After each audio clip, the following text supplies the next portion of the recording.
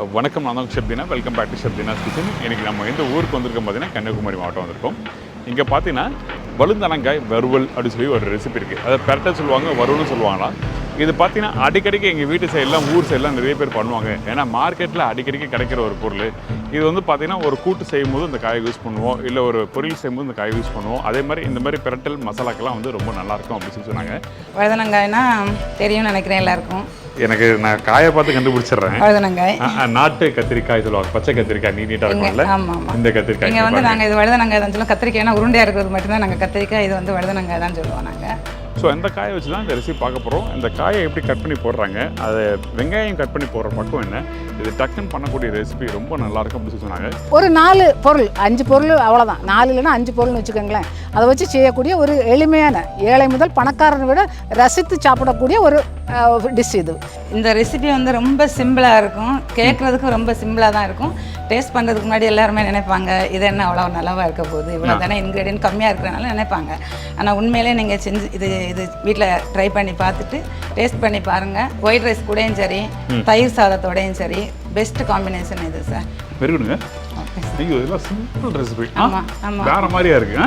இந்த ரெசிபி பற்றி நம்ம நிறைய விஷயம் கேட்டு தெரிஞ்சுக்க போகிறோம். வாங்க, யாரை மீட் பண்ண போறீங்கன்னா திருமதி புனிதா, திருமதி அனிதா, அவங்க 2 பேரும் தான் மீட் பண்ண போகிறோம். அவங்க பார்த்தீங்கன்னா இந்த பால்மா கார்டன் சொல்லி கோட்டா விழாவில் வச்சுருக்காங்க. இங்கே பார்த்தீங்கன்னா ஒரு நல்ல ஹோம் ஸ்டே, இங்கே ரூம்ஸ்லாம் இருக்குது. ஸோ அதனால் அவங்க ரெசிபி கேட்டு தெரிஞ்சுக்கலாம்னு சொல்லிட்டு இங்கே வரும்போது அவங்கக்கிட்ட நிறைய இன்ஃபர்மேஷன் கேட்டு தெரிஞ்சுக்கிட்டேன். நான் வந்து களியக்காவிளைன்னு சொல்லிவிட அப்படின்னு சொன்னால் கன்னியாகுமரி டிஸ்ட்ரிக்ட் பார்டரும் ட்ரிவாண்ட்ரம் டிஸ்ட்ரிக்டோட பார்டரும் ஜாயின் பண்ணுற இடம், ரெண்டும் சேர்ந்து ரெண்டுமே பார்டர். அந்த இடத்துல தான் கோட்டவிளைன்னு சொல்கிற ஒரு இடம் இருக்குது. அந்த இடத்துல தான் நாங்கள் இப்போ இருக்கிறோம். அந்த இடத்துக்கு பால்மா கார்டன். அந்த இடத்துல அது வந்து பார்டரில் வந்தாலும் 2 ஊரோட டேஸ்ட்டு ஒத்து வரக்கூடிய ஒரு சகோதர ஸ்நேகம் உள்ள ஒரு இடம்னு சொல்லலாம். அப்படி இருக்கும். இந்த இடத்துல உள்ள மக்களுமே ரொம்ப வித்தியாசமான, ரொம்ப அன்பாக இருப்பாங்க. இந்த ஏரியா மலையாளமும் தமிழும் கலந்த ஏரியா. அதனால் 2 பேருமே சேர்ந்து சகோதர ஸ்நேகத்தோடு வாழக்கூடிய ஒரு இடம் தான் கன்னியாகுமரியும் திருவனந்தபுரம் சேர்ந்த டிஸ்ட்ரிக்ட். வாங்க, இந்த ஊர் ரெசிபி இங்கே மக்கள் எப்படி பண்ணுறாங்க, டக்குன்னு பண்ணக்கூடிய ரெசிபி, கண்ணை மூடிட்டு இருந்தால் டக்குன்னு பண்ணிடலாம் அப்படின்னு சொல்கிறாங்க. இந்த அருமையான ரெசிபி வந்து எங்கள் தங்கச்சி மிஸ்ஸஸ் புனிதா தான் செய்ய போகிறாங்க.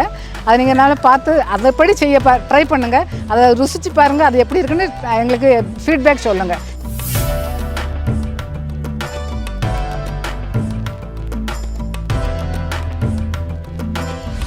வணக்கம். வணக்கம் சார். எப்படி இருக்கீங்க? நல்லா இருக்கேங்க சார். ரொம்ப சந்தோஷம். இன்றைக்கி நீங்கள் வந்து இந்த காயை வச்சு ஒரு சூப்பரான ரெசிபி, ரொம்ப சிம்பிள் ரெசிபி சொல்லி சொன்னீங்க. ஒரு 3 இன்க்ரீடியன்ட் தான் அதில் இருக்கும். சரி. வழுதனங்காய்னா தெரியும்னு நினைக்கிறேன் எல்லாருக்கும். நான் காயை பார்த்து கண்டுபிடிச்சிடுறேன். வழுதனங்காய் நாட்டு கத்திரிக்காய் சொல்லுவாங்க, பச்சை கத்திரிக்காய் நீட்டாக இருக்கும்ல. ஆமாம், இந்த கத்திரிக்காய். இங்கே வந்து நாங்கள் இது வழுதனங்காய் தான் சொல்லுவோம். கத்திரிக்காய்னா உருண்டையாக இருக்கிறது மட்டும்தான் நாங்கள் கத்திரிக்காய், இது வந்து வழுதனங்காய் தான் சொல்லுவோம் நாங்கள். இது லாஸ்ட் டைம் நம்ம பண்ணும்போது அவியல் கூட போட்டுருந்தாங்க. அவியலுக்கு, ஆமாம். இங்கே வந்து அவியலுக்கு வந்து நாங்கள் சாம்பாருக்கு கத்திரிக்காய், அவியலுக்கு வந்து வழுதனங்காய் இந்த காய். நம்ம சைடில் வந்து நாட்டு கத்திரிக்காய், நாட்டு பச்சை கத்திரிக்காய் சொல்லுவாங்க. ஆமாம் ஆமாம். சரி, ஓகே. தயிர் சாதத்துக்கு சிலவங்க பொட்டேட்டோ ஃப்ரை எல்லாம் சேர்ப்பாங்க. அதை விட இது ரொம்ப பெஸ்ட்டாக இருக்கும். அப்படியா? ரொம்ப பெஸ்ட்டாக இருக்கும். ஓகே. அப்புறம் தோசை, இப்போ வந்து எல்லாருமே தோசைக்குன்னா சட்னி வச்சுருப்பாங்க.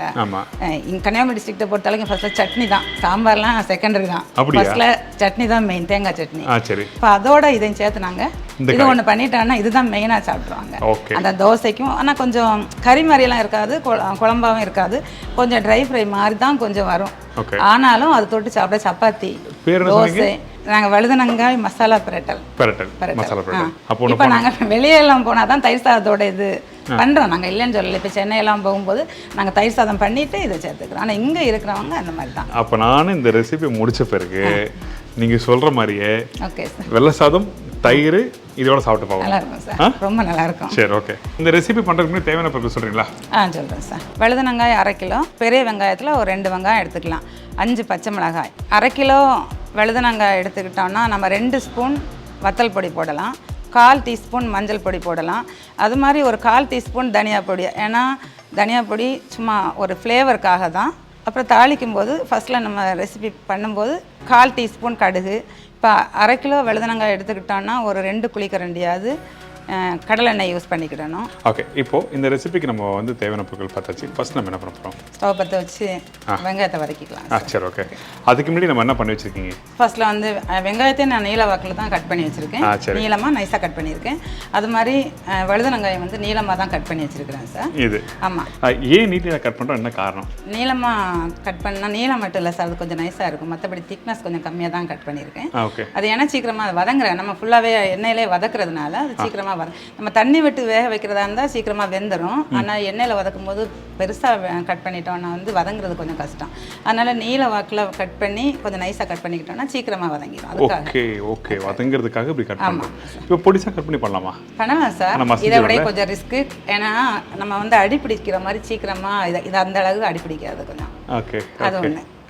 ஸோ காய் வெட்டுற பக்கம் ரொம்ப முக்கியம். அது மாதிரி நீட்டாக கட் பண்ணிவிடுங்க. சரிங்களா? அடுத்தது கடலை எண்ணெய் விட்டுக்கிறோம். சரி, ஓகே.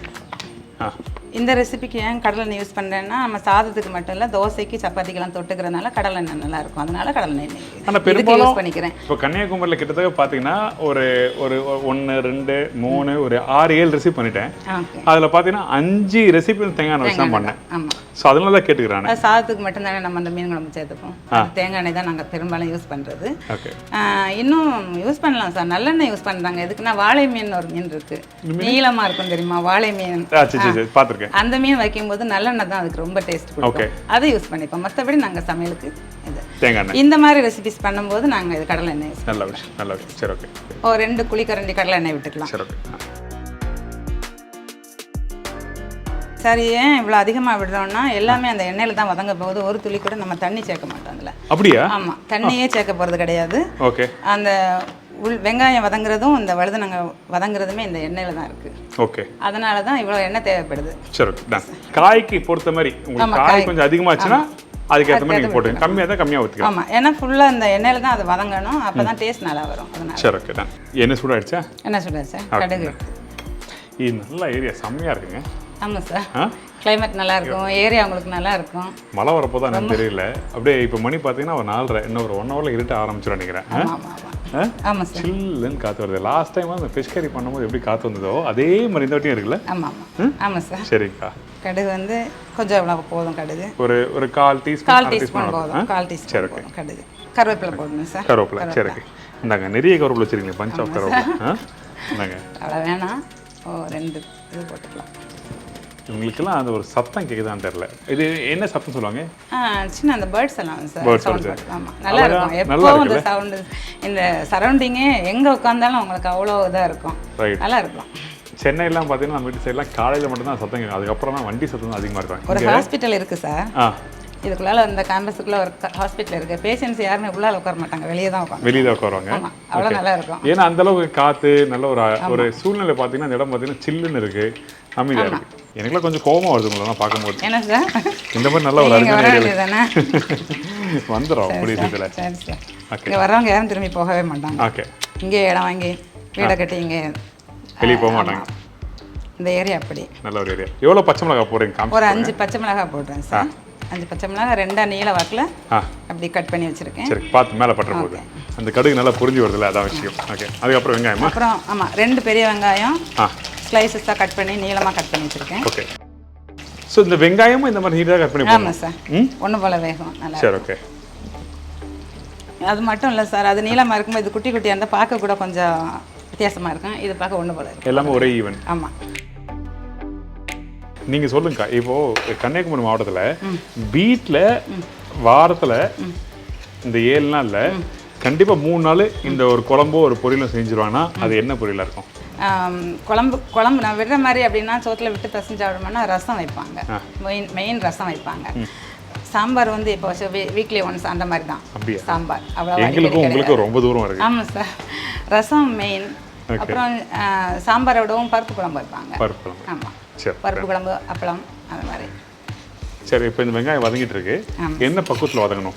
இது வந்து கோல்டன் ப்ரௌன். இது ஹாஃப் குக் ஆன உடனே நம்ம வழுதனங்காய் போட்டுக்கலாம் சார். இந்த காய் அப்போ தான் இதை வழுதனங்காய் வேகும்போது இதுவும் கோல்டன் ப்ரௌன் வந்து. வழுதனங்காய் அதாவது பச்சை கத்திரிக்காய். என் ஸ்டைலையும் சொல்லிடுறேன், நான் தப்பாக சொல்கிறேன், நீங்கள் யாரும் திட்டக்கூடாதுன்னு.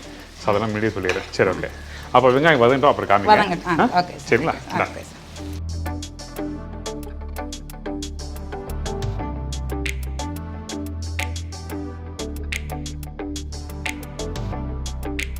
சார் பாதி அளவு வதங்கிடுச்சு. இந்த டைமில் உப்பு சேர்த்துட்டு வழுதனங்காய் போட்டுக்கலாம். ஓகே, வெங்காயம் வந்து பார்த்தீங்கன்னா ஒரு 50% சொல்லலாமா? ஆமாம், அவ்வளோதான். Half ton. இந்த கலர் லைட்டாக மாறுறதுக்கு 50% கரெக்டான ரேஷியோ. நீங்கள் அதில் கரெக்டாக வந்து குக் பண்ணி எடுத்துங்க. இப்போ இதுக்கப்புறம் நம்ம என்ன பண்ணுறோம்? கொஞ்சமாக உப்பு சேர்த்துக்கலாம். ஓகே, இப்போ வந்து ½ டீஸ்பூன். இவ்வளோ போதும். சரி, ஓகே, போதுமா? இது எதுக்காக இந்த ஸ்டேஜில் போடுறீங்க? எனக்கு தெரியும். இந்த வெங்காயமும் வழுதனங்காயும் கொஞ்சம் சீக்கிரமாக வதங்கிடும். அந்த ஒன்றும் இல்லை, அந்த தண்ணியை அப்சர்வ் பண்ணி சீக்கிரமாக வதக்க ஆரம்பிக்கும். அதான் விஷயம், வேறு இல்லை. ரைட்டா? ஆமாம் சார்.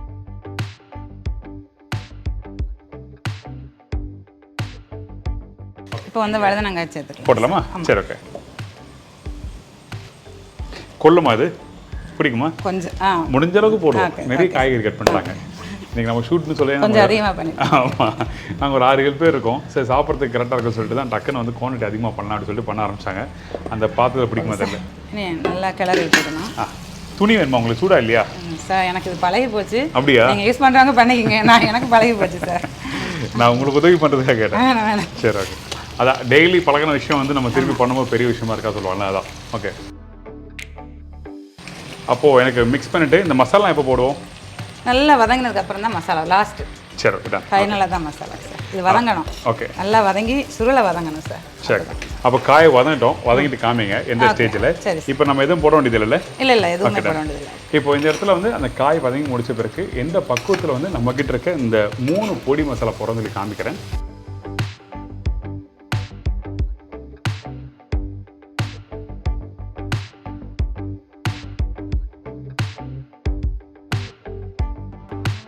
நல்லா வதங்கிடுச்சு சார். நல்லா சுருளை வதங்கிட்டேன்.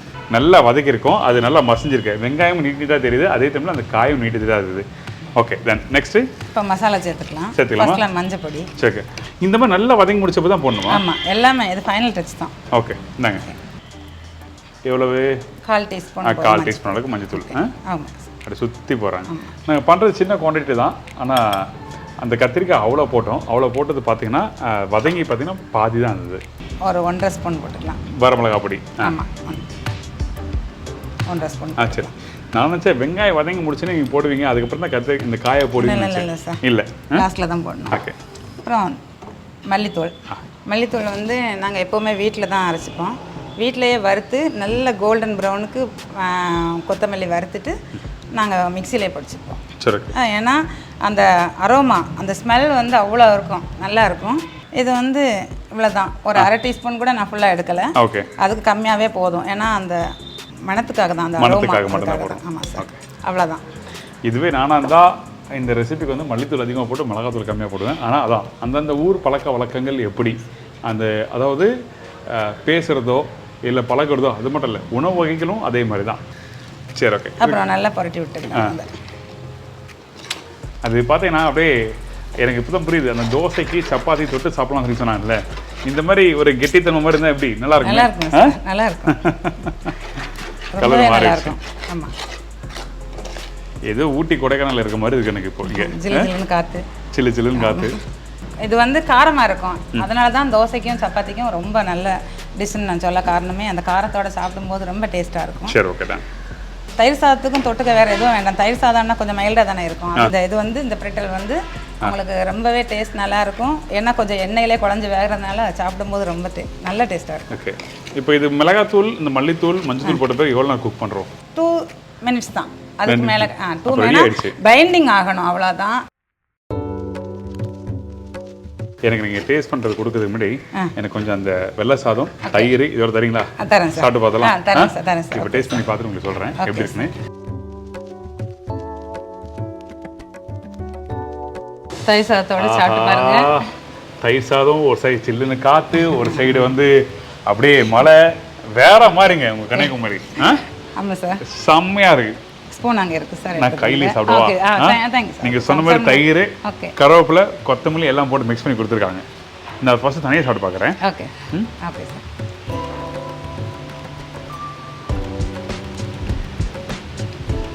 எப்படி இருக்குது சார்? ஆமாம், நல்லா உரப்பு இருக்கு. ஆனால் அந்த உரப்போட அந்த காய் வந்து அந்த சாஃப்ட்னஸ் இருக்குல்ல, அது அந்த வெங்காயம் 1-2 வந்து பல்ல படும்போது ரொம்ப நல்லா இருக்கு. ரொம்ப நல்லா இருக்குங்க. சிம்பிள் ரெசிபி தான் அது. அந்த காய் வந்து வெந்த பிறகு பார்த்தீங்கன்னா அந்த காயோட மேல் தோல் இருக்குல்ல, அந்த மேல் தோல் வந்து அப்படியே மென்று சாப்பிடும்போது ரொம்ப நல்லாயிருக்கு. அதே டைமில் அந்த உரப்பு உங்களுக்கு கொஞ்சம் உரப்பு கம்மியாக வேணால் கொஞ்சம் லைட்டாக கம்மி பண்ணிக்கலாம். ஆமாம், அது உரப்பு அவங்க தேவைக்கு. ஆனால் சொல்கிற மாதிரி தண்ணி இல்லாமல் குக் பண்ணுங்க, அப்போ தான் டேஸ்ட் நல்லா கொடுக்கும். ஆமாம் சார். ரைஸ் அது சாப்பிடலாமா? ஆமாம் சார், சாப்பிடுங்க சார்.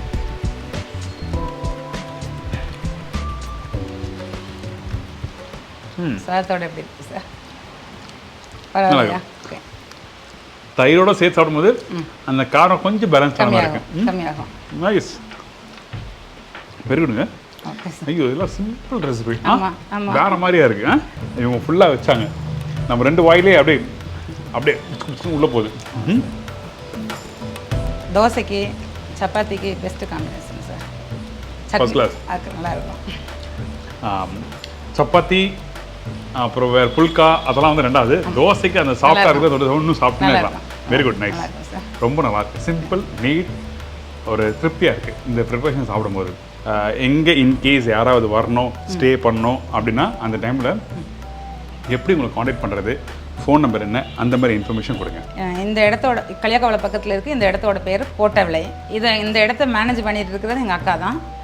அக்காவோட ஃபோன் நம்பர் சொல்கிறேன், நோட் பண்ணிக்கிங்க. 9442442514.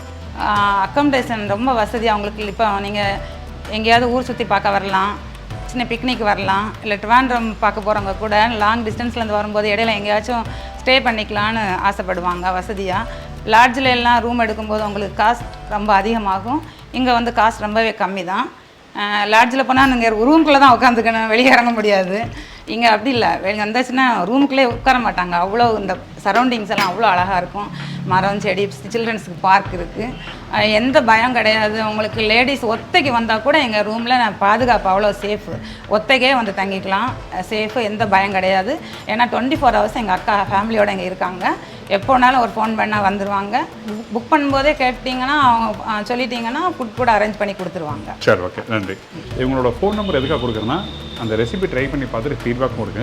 அதே டைமில் நீங்கள் இந்த மாதிரி கன்னியாகுமரி மாவட்டம் வந்து நிறைய இடம் சுற்றி பார்க்கணும், ஒரு மூளைக்கு வந்து நீங்கள் ஒரு இடத்துக்கு போகணும், இல்லை திருவனந்தபுரம் இந்த சைடில் என்ன போகணும்னு வச்சிங்கன்னா அந்த டைமில் ஒரு ஸ்டே பண்ணுறதுக்கு வந்து குறைஞ்சபட்ச பட்ஜெட்டில் நீங்கள் ஸ்டே பண்ண வச்சிங்கன்னா அது இங்கே ஹோம் ஸ்டே இருக்குது, நல்லா இருக்கும். கண்டிப்பாக காண்டாக்ட் பண்ணலாம். எனக்கு ரொம்ப பிடிச்சிருந்தது, அதனால தான் அந்த இடத்த சொல்கிறேன். நிறைய பேர் இந்த மாதிரி வெளியே போகும்போது காஸ்ட், பட்ஜெட் அந்த மாதிரி யோசிக்கிறவங்க இந்த மாதிரி இடத்த சூஸ் பண்ணுறது ரொம்ப best place. Thank you. Okay, thank you sir. Thank you. வந்து எங்கள் ரெசிபிஸை நீங்களும் டேஸ்ட் பண்ணதுக்கு ரொம்ப நன்றி சார். நான் தான் உங்களுக்கு பெரிய நன்றி சொல்லணும். இல்லை சார், இல்லை, இவ்வளோ மாதிரி அருமையான ரெசிபி மொத்தமாக 4 பொருளை வச்சு எப்படி டக்குன்னு பண்ணுற மாதிரி சொல்லி கொடுத்தீங்க, ரொம்ப நல்லா இருந்தது. தேங்க்யூ. இன்னைக்கு இந்த ரெசிபி எல்லாருக்கும் பிடிச்சிருந்தீங்கன்னா இதே மாதிரி நான் இன்னொரு நாள் இன்னொரு ஊரில் ஒரு புது ரெசிபி செஞ்சுக்கிறேன். நன்றி, வணக்கம், see you, bye, take care.